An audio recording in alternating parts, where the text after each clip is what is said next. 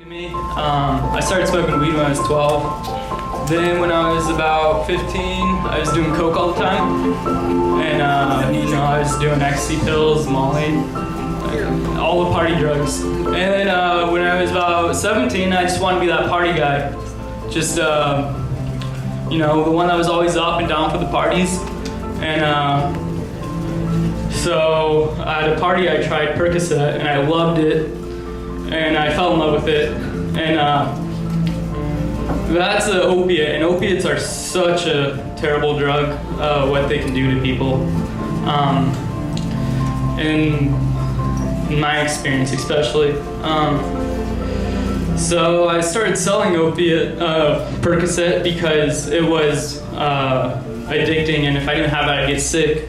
So the guy I sold it to, he brought heroin to me. And so I started using heroin. And it just got really worse from there. It just felt like downward spiral. I was smoking it, and then one day I woke up and I felt super sick because I didn't have it for like almost 24 hours. And so I was desperate.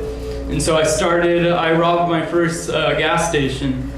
And I did it, it was pretty easy, and I got the money and stuff.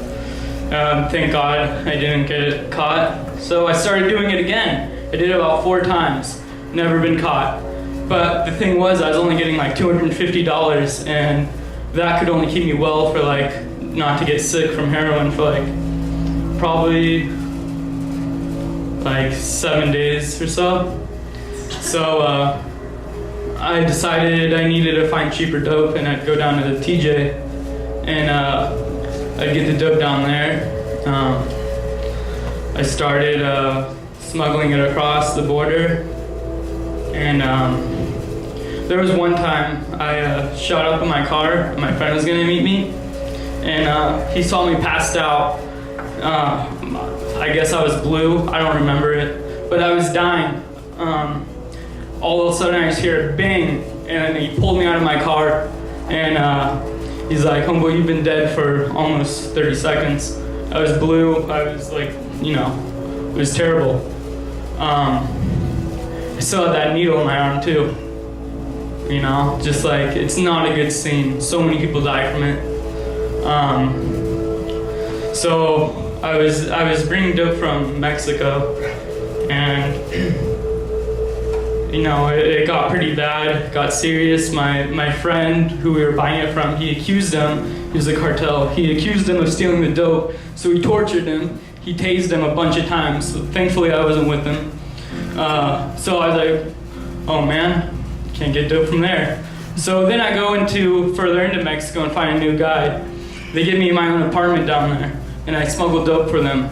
And then I was about to move 28 grams of heroin, and that's worth like $20,000 in the US. And then something just didn't sit right with me. I was living in an apartment near PB. I live in PB now.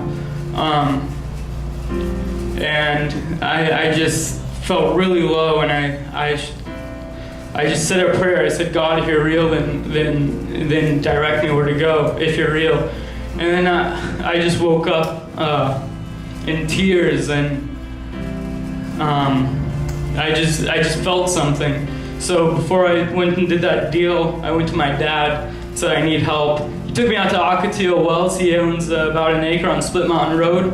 I was staying out there, and I'm like, okay, God, if you're real, then prove yourself. So then I ended up going to this church, and this was about 3 years ago. And it changed my life so much. These guys were so solid in helping me.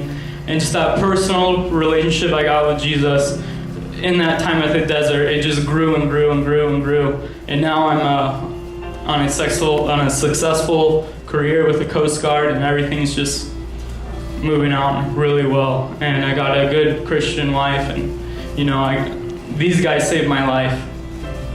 And that's it.